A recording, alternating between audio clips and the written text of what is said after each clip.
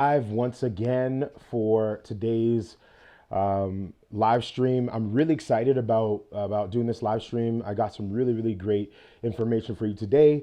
For those of you that don't know who I am Tristan Barracks, the digital storyteller, and I'm super excited to be with you once again as we are living quarantined lives, social distancing lives. We are also able to just level up and improve our stock as creatives, as business owners, and as people in general. I think that this is an amazing opportunity to, number one, figure out exactly what you want to do with your life, with your being, with yourself, to really slow down your thought process, slow down, all of the different distractions that are around, and to really lock in, home in on those elements of your life that you really want to improve on. So this whole series, this whole business basics series for creatives is meant for individuals like yourself, individuals that are creative. You got the creative part down, but you don't have the business part down on lock. And I think that it's really important if you're a creative entrepreneur that you have to be really great at being a creative, but also really great at being an entrepreneur. And I just want to help out. I do digital storytelling. If you don't know what digital storytelling is, it is when individuals like myself use digital media to tell human-centric and human-driven stories. So that's what I do. That's what I specialize in. I teach, I educate, and I inspire people to become great at what they do. Now, before we get started, I am going to jump on I'm going to jump on Instagram and get some people on here, make sure that they're reminded that we're going live right now. So I'm going to go live on my Insta right now. We're on Instagram. And I'm going to go on Instagram live right now in 3, 2, and 1. Hey, what's up, everybody? It's your boy. Whoa, there you go. Hey, what's up, everybody? It's your boy, Tristan Barracks here, the digital storyteller. And I am super excited to be with you once again. For those of you that have forgotten or didn't know or need a reminder, I am running my live stream classes on YouTube. That's youtube.com/Tristan Barracks. Hey, what's up, guys? How you guys doing there? Appreciate you guys. Hope you guys are doing well. I want to just invite you to jump over to from the Instagram live directly over into youtube.com/Tristan Barracks. I'm going into the second part of my workshop this week, which is business basics for creatives. And not only that, but it's not just about creatives. It's really for anybody that wants to know about business and how to set up a business, how to register a business. Today, we're going to be talking about the differences between sole proprietorships and incorporations, as well as talking a little bit about partnerships and the benefits, pros, cons, all that sort of stuff. So if you want to jump over there, it's youtube.com/Tristan Barracks. I'm live right now. Actually, if you jump on, I'm live right now. I'm looking at the camera, looking at all my YouTubers over there. And I really want to give you this information. So if you can jump on for a bit, hang out, ask questions, and I'm here to help. Talk to you guys later. Peace. All right, so now that we did that, I am going to actually, I may just, you know what? I may just go live anyways on both and see how it's working out. All right, I'm gonna go live here. So we're going to jump right into this because there's a lot of things that we need to go through today. But again, just to recap on yesterday's topics, we were talking specifically about why to register your business. Why is it important to register your business? Why would you want to register your business? Is there a benefit to registering your business? There are tons of benefits. There are tons of reasons why you should be looking at registering your business if you have not registered it, especially as a creative, because again, there are a lot of different things that come along with it, a lot of different benefits, tax write-offs, being able to get back HST, all of those different things, and also being able to build relationships with banking institutions, financial institutions, and building up your credit. Just like you have your personal credit, you also can build up your business credit. So those are just some things there. But what I'm going to do is I'm going to jump right into, and for those of you that are on Instagram, hey, how you doing? We're actually doing this live stream, or I'm doing this live stream live in my living room because I'm doing some renovations in the studio, and we're doing it on youtube.com/Tristan Barracks, youtube.com/Tristan Barracks. So I'm going to jump right into this right now, guys. We're going to go right into our session. Our session is sole proprietorships versus incorporations. Now, I want to make a disclaimer that I'm not an expert by any means in terms of every single nitty gritty element of being a business professional, but I've gone through both having a sole proprietorship for several years and then switching over to an incorporation. So I do know quite a few things when it pertains to being a creative entrepreneur and registering your business and all that jazz. So I want to go through a few of those things right now. And again, my name is Tristan Barracks and I am the digital storyteller. So first things first, let's overview or go over or review the things that we are going to be talking about. So the first thing that we're going to be talking about is what is a sole proprietorship. The next thing is we're going to go through the benefits and the disadvantages of having a sole proprietorship, at least in my opinion. Now, again, it might be different for different people, and you have to figure out whether or not whatever business mechanism that you use to register with the government of Canada or whichever government that you're with, that it's the best mechanism for you. So that's something that you gotta figure out.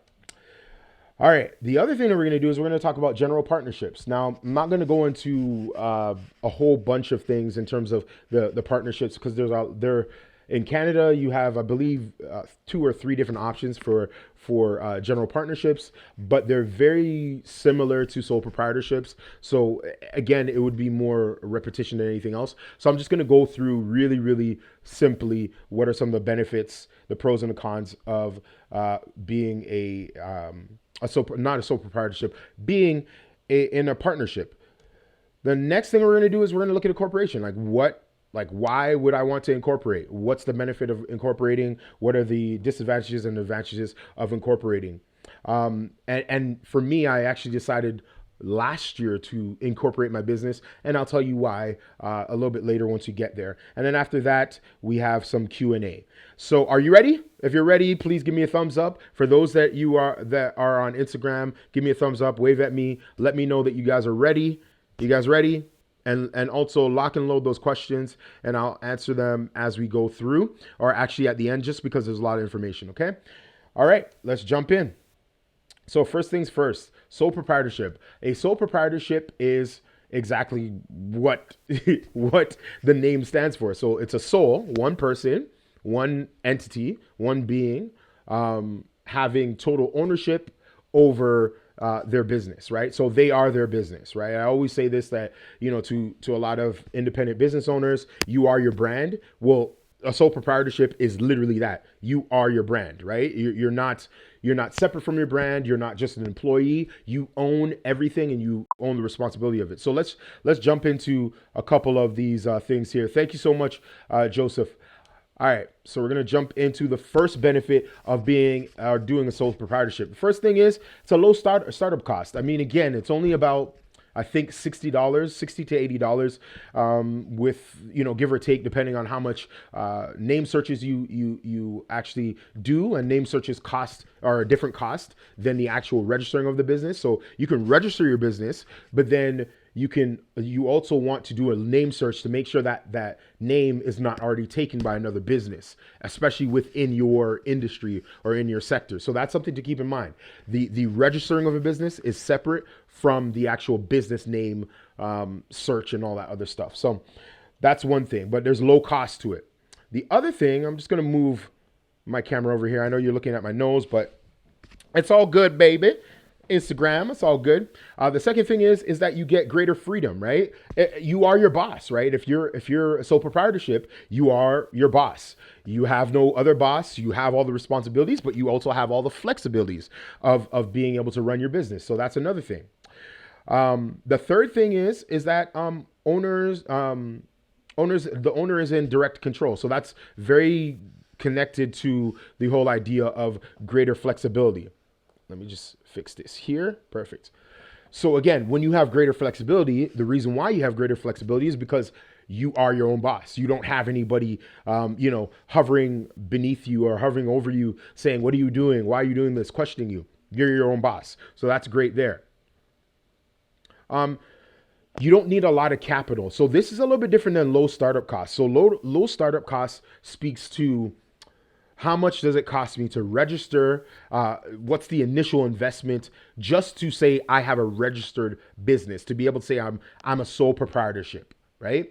That's one cost. The other cost is the cost to start up. So like, let's say your I don't know what to say. Like let's say you're a photographer, right? You have to register your business, but then after registering your business, you also have to register or make the initial investment into your gear, into your camera gear, into your computer gear, into clothing, into any sort of branding. All of those other investments are low cost because again, you don't need a lot of capital for that. Maybe you need a couple t-shirts printed with your business name on it. Maybe $1,000 camera. You don't need a print shop or a storefront or anything like that. So again, minimal capital required. There are tax advantages. For instance, if you're a sole proprietorship, you work from home like I do, then you can write off a part of your mortgage because you're using it for your business. You can write off a part of your heating, a part of your water bill, a part of your gas bill, all of those things, your electrical bill, all of those things that you use because you work from home as a part of your business to gain income. You can actually you can write off a portion of that or submit a portion of that in your taxable income. So that's really important.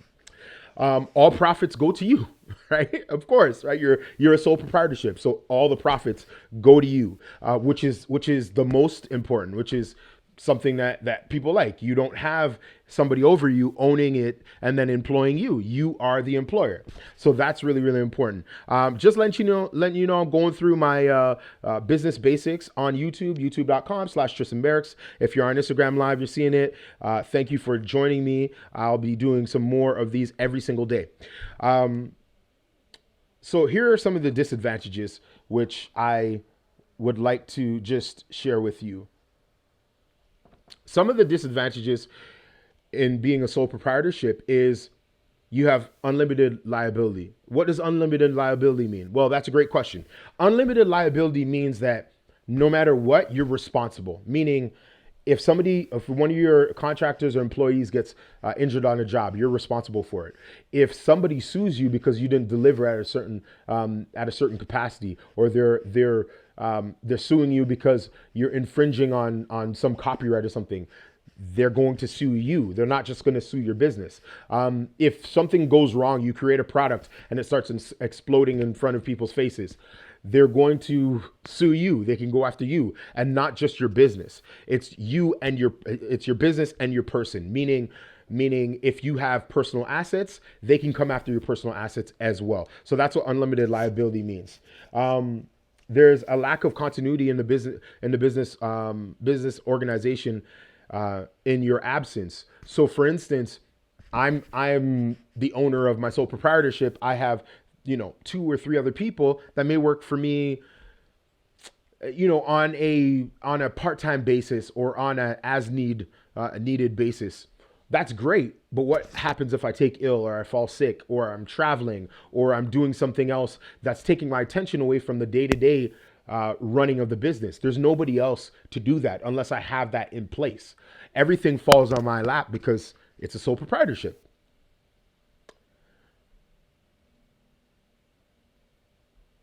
There's difficulty raising capital. Difficulty raising capital meaning that you're a sole proprietorship, you're the sole owner, you have to find the capital.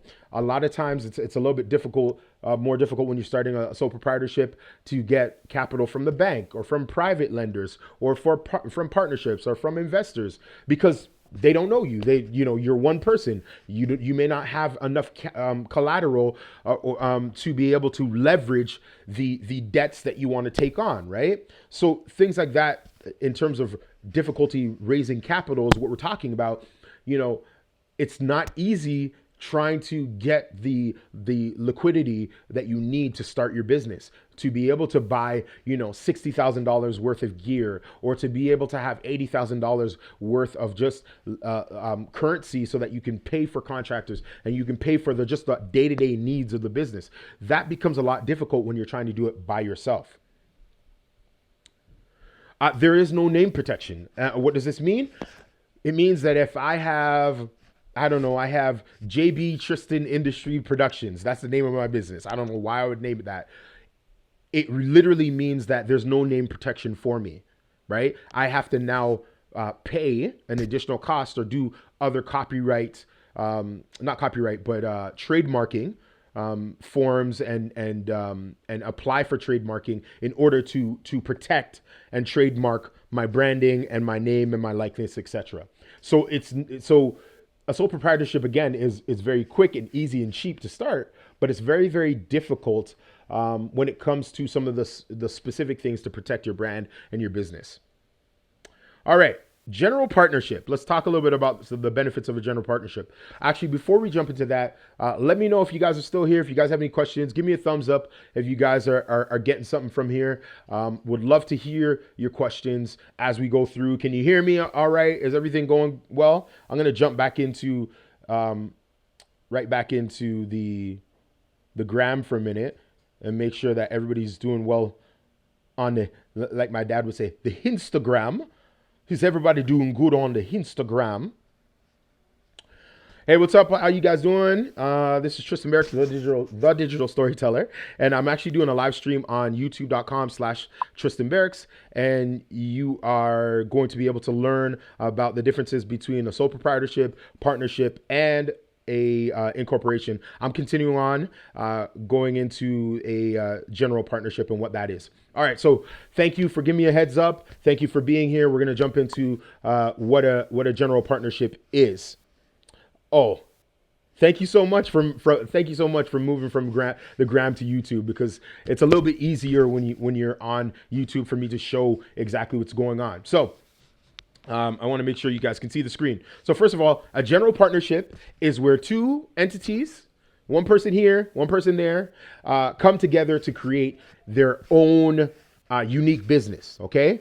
And 50-50. So it's like one person owns half of the business, the other person owns the other half, and they work together to build the business. So there are a lot of different expressions of that. There are sometimes silent partnerships, where one person is the face of the business, the other person is kind of silently funding and supporting and undergirding and backing the main partner. There are limited liability partnerships.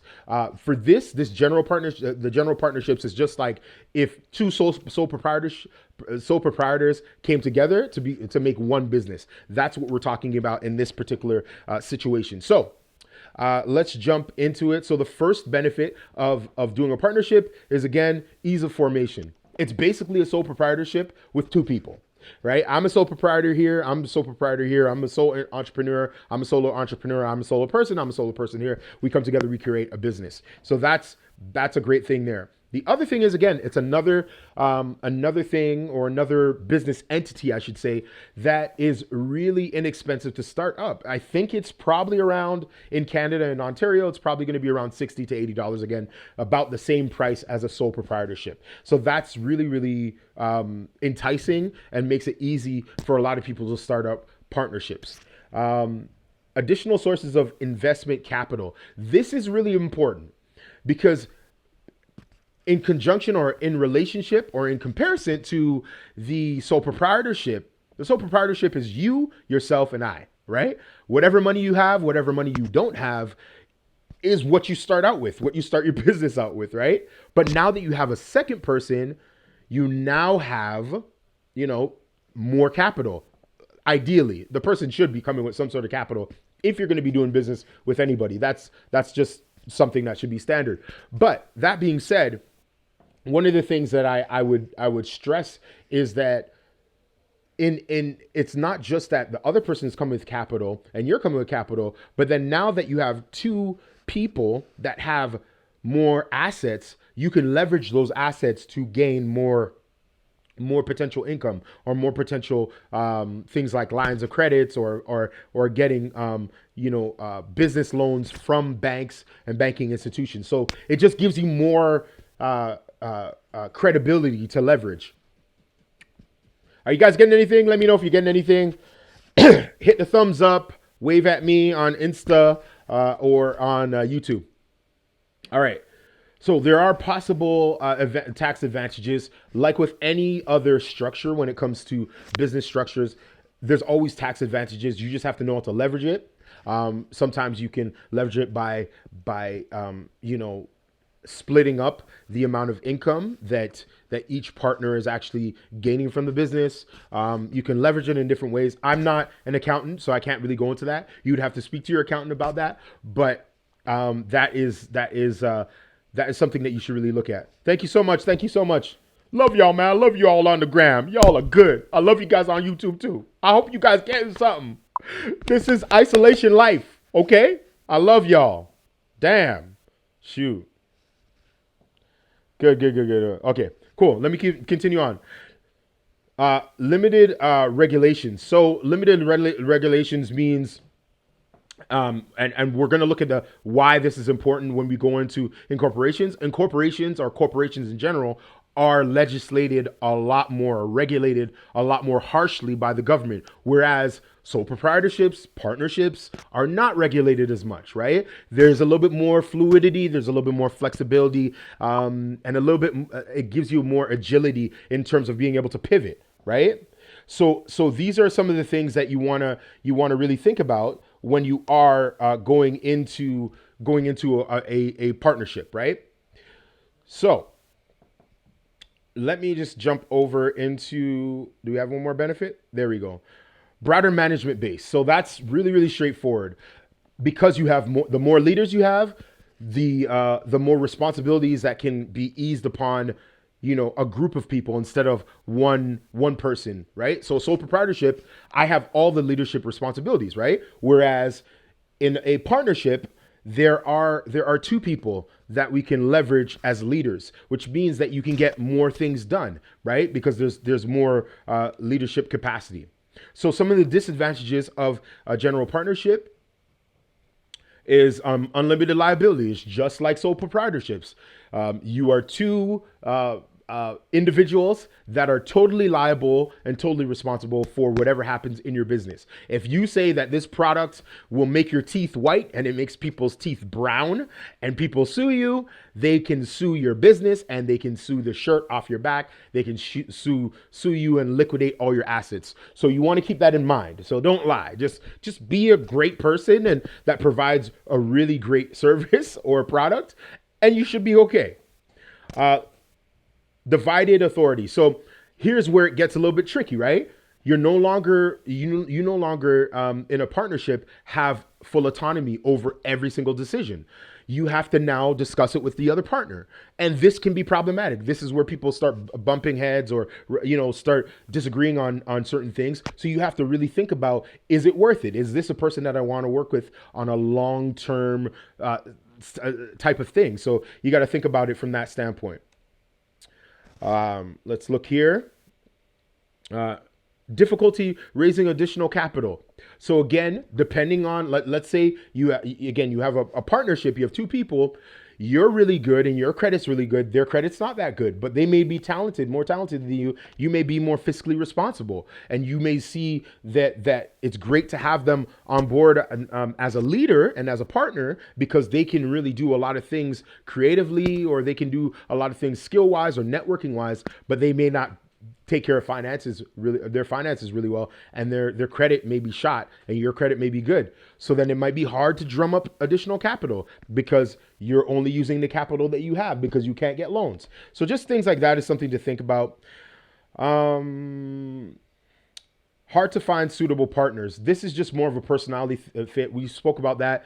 Again, in order to do a partnership, you have to have another person. It's very hard to find people that kind of flow the way you flow, that have your work ethic or your level of integrity or your level of follow through. So it takes time to even be able to build that up. Possible developments of conflict between the partners. That's the same thing as above. Partners can legally bind each other without prior approval. This is really important. You both are owners, 50-50 within the business.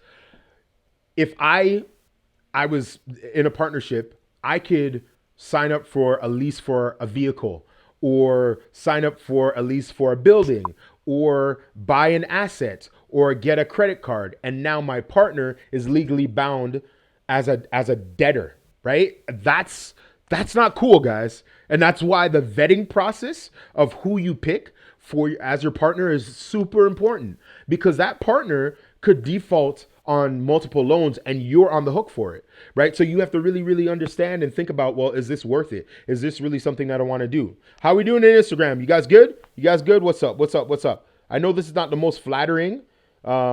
This is not the most flattering shot of me, but hey, guys, you guys got to jump on to youtube.com/Tristan Barracks. You'll get the whole slideshow, and you'll be with a few other people, and you can ask some questions there.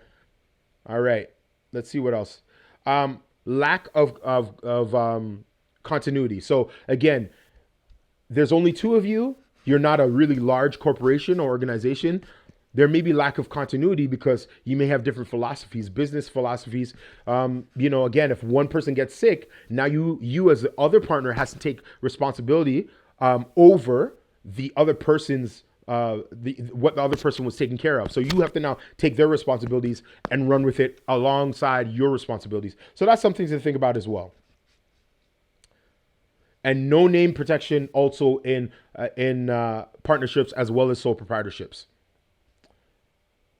Thank you so much. I'm glad that you guys are getting something out of this. If you're getting something out of this, just give me a wave. Give me a heads up. Just throw your hands in the air. Just say yes, say yes, say yes, say yes if you're getting something, okay? All right. Let's look at some of the... Oops. Let me go back. Yes. So this is a corporation. So now we're talking about corporation. How many people are incorporated? Raise your hands if you are incorporated. If you are incorporated, please say yes in the chat. Just say yes on Instagram or say yes on YouTube.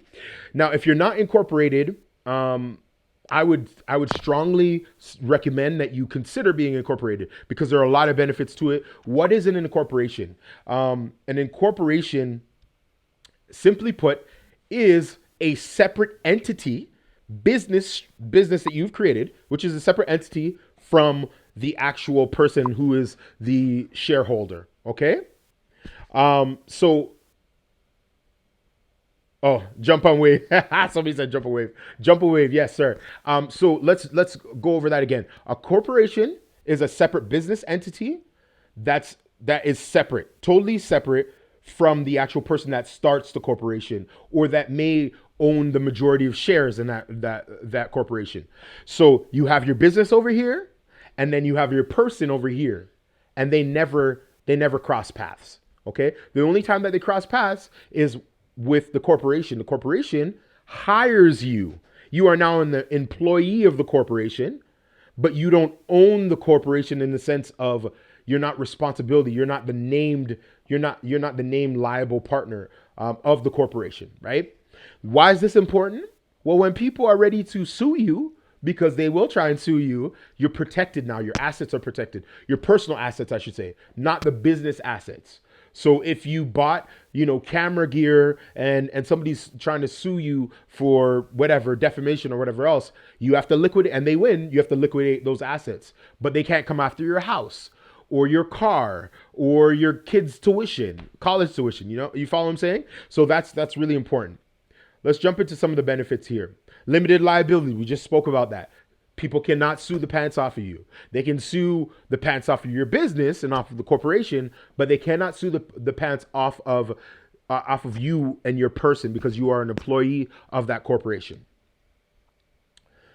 Possible tax advantages. There's a lot of different tax shelters and different things that you would have to speak to your accountant about. I don't know that. I'm not an accountant. Just let you know that there are tax benefits. You should probably check that out. Specialized management. So what this essentially means is your management, you can have separate management that takes care of the business without you actually having to be in the business doing that. Now, again, there's a lot of different ways of structuring a corporation. You can be one person and still be a corporation and still own a corporation. You can be 10 people and own a corporation. You can be a partnership and be a corporation. But again, it just gives you flexibility of structure in terms of management structure, which is really nice. Ownership is transferable. if you die, if you get ill, if you retire, if you don't want to deal with the business anymore, you want to sell the business. My business becomes worth $200 million or $3 million or $100,000. And you know what? I want to retire from this business. I want to move on to something else. You can transfer that business to another person and sell it and make money back and make your profit.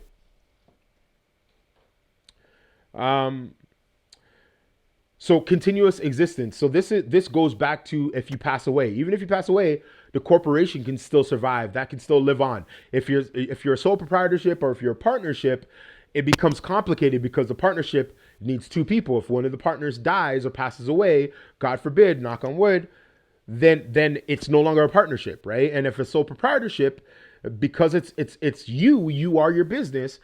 If you die, then the business essentially ends with you, with your life. Separation or separate legal entity. So again, we spoke about that at the beginning. Your corporation is over here when you're incorporated, and you are over here. You are an employee of your corporation. You can hold 100%. You can be the 100% shareholder of the corporation, but the corporation and you are not the same. With a sole proprietorship, you and your business are exactly the same entity. With an incorporation, you are not the same entity as your incorporation. So that's really important to understand. What's up, Instagram? How you guys doing? Are you guys getting anything out of this? I hope you guys are. If you guys want to see the slides and get more out of this presentation, then you got to jump onto youtube.com/Tristan Barracks, and then you won't see this funky angle of me. You'll actually see a nice angle of me because I'll have my DSLR and I'll have my slides showing all the dope stuff that I'm doing on YouTube and just talking about business basics for creatives. So that's what's up. Okay. The next point or the next benefit is easy to raise capital. This is so important. When you're a corporation, even if you're one person, it's easier to gain capital or get investors because now you're forced to be, number one, legislated and regulated by the government, both the Ontario government and the federal government. But then number two, you have structure. There's a certain level of structure. There's a certain level of investment that you have to make in creating an corporation. So that's why it's a little bit easier to get revenue. You got to have a business plan. You got to have a board of directors. You got to have shareholders or other people that have vested interest in the success of the actual business, the actual incorporation. So that's why it's a little bit easier to get that. I will try to answer that question in a moment because I'm doing it from a Canadian standpoint, which is really important. Some of these things, some of these structures may be slightly different for my American counterparts. LLCs are a little bit different. We don't necessarily have LLCs in Canada the same way that it's sort of structured in the States. So I'd have to look into that. I will check on that and answer that for you a little bit later. You have name protection in an incorporation. This is super important.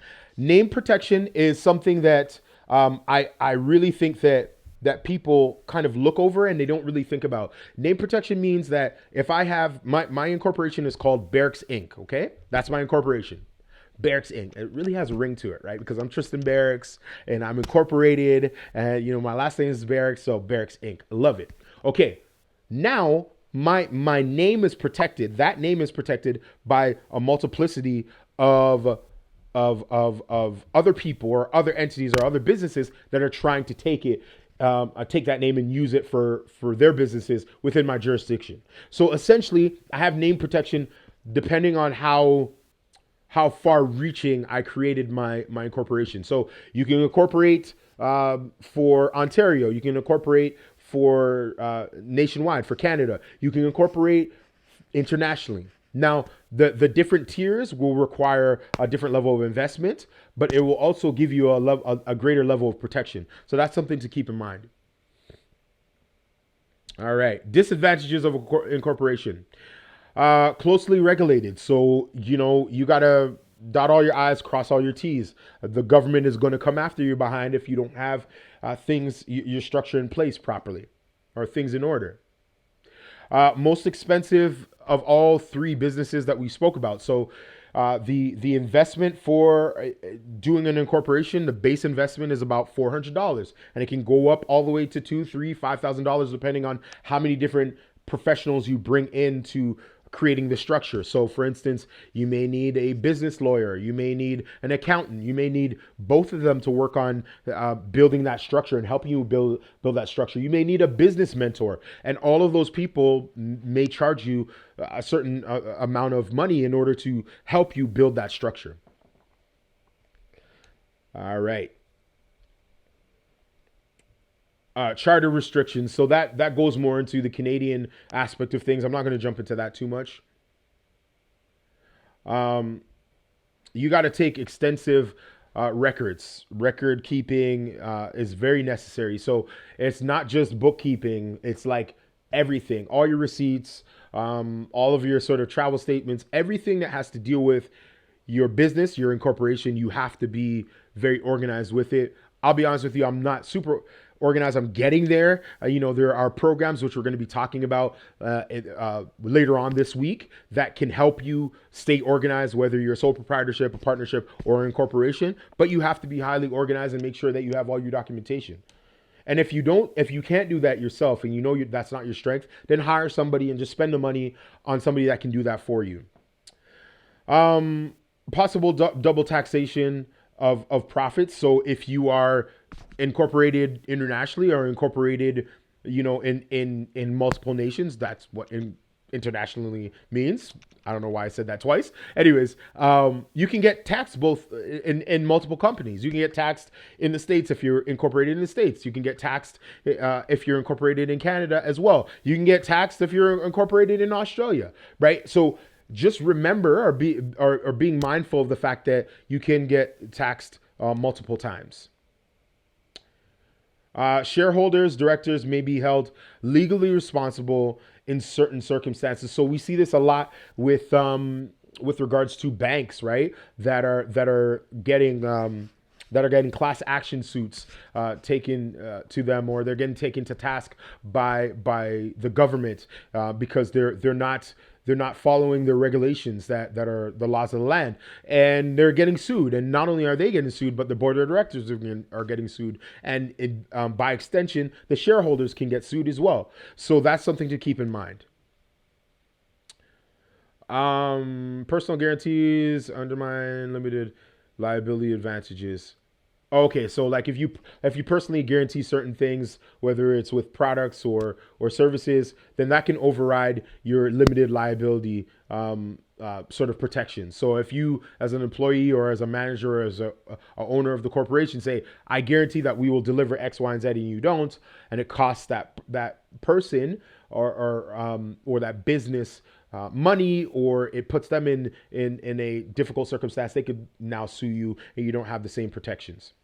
So here are some of the websites. Let's just talk about a little bit of the websites that you can get these resources from. So again, there is www.canada.ca/eg/services/business/start.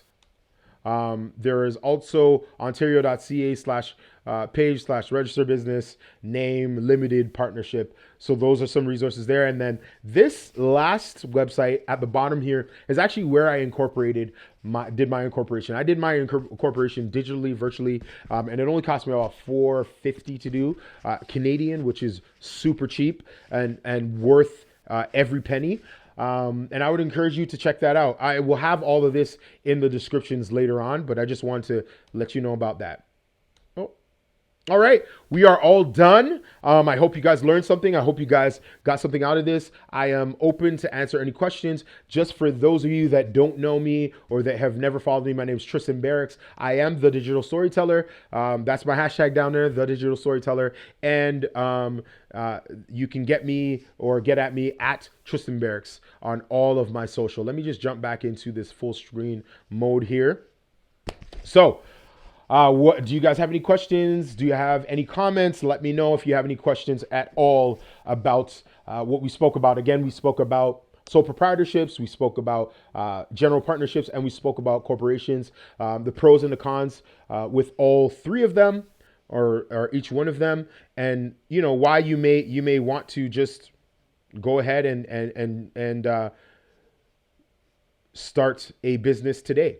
So let me know if you have any questions. I'm here. I'm here. I'm looking down, checking the comments section, seeing if there's any questions for me here. Let me just jump back here and give me a thumbs up if you got anything from here. Like, share, subscribe. I would love to hear your feedback with regards to anything I covered here. Let me see the questions. Oh, perfect.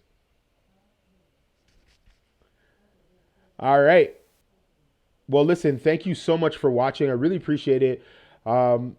Let me know if you do have any questions that come up later on throughout the day, throughout your research. What I would actually encourage you to do is to do some research as well, using the resources that I gave you, but also ask some of your mentors. You should have a business mentor. If you don't have a business mentor, I would love to actually, provide some of those opportunities for you. We can definitely go back and forth and see how I can help you with regards to becoming a better business owner, specifically creative business owner. Because again, it's not just about being a creative person, it's also being a creative entrepreneur, right? Which is the business side of things. Oh, we got a question here. I'm going to jump into the question right now. Give me a second here. Let me just, okay, let me just pull that up here. If you have a sole proprietorship, when does it make sense to incorporate? Immediately. I think if you have a sole proprietorship, that's a great starting point. But I think incorporation is really the way to go. And here's the reason why. Because when you're incorporated, you have a little more protection over your personal assets. So if you have, a car, if you have a house, if you have a cottage, if you have any sort of assets that you can think of, even like family heirlooms, all those sort of things, all of those can be liquidated if anybody comes after you as a sole proprietorship. But if they come after you as an incorporation, they can't come after your personal items, right? They don't. You can't. You have a level of protection there. So I would say immediately, bro, Joseph. I would say immediately. Any other questions? So there was one. Can I switch from an LLC to an incorporation? I don't know, because I believe, like I said before, I believe LLCs are American-based sort of structures. And you could correct me if I'm wrong. I could be very wrong with this. I'm not an expert on every single business structure, but what I'll do is I will look into answering that question for you. And if you jump on tomorrow at 5, I promise you that I will answer that question for you. I'll have that answer to that question. Okay. Are there any other questions at all? If you liked what you heard, please give me a thumbs up. If you love the content that I'm creating, please subscribe or consider subscribing to my channel. I would love for you guys to continue to join us tomorrow. Just so that you know, before you leave, just want to let you know that tomorrow we will be talking about, drum roll, please. We will be talking about invoicing, contracts, and apps. This is the one that I really, really want people to jump on to, because it's going to be really, really good. I'm going to show you the software I use to run my business, to send out contracts, to send out invoicing, to forecast, so that I know to do all my scheduling. It runs my whole business, and it's super cheap.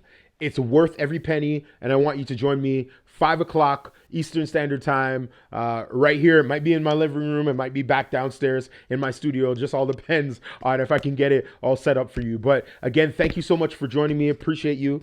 Oh, we have another question. Let me see here. Let me jump into here. If you have a, oh no, that was the same thing there. Let me just jump down a little bit lower here. Okay, gotcha. They are American. Perfect. Okay. Oh, okay, cool. There are no other questions. Thank you so much again. Have a great day, guys. Stay creative, stay encouraged, and stay connected. Peace.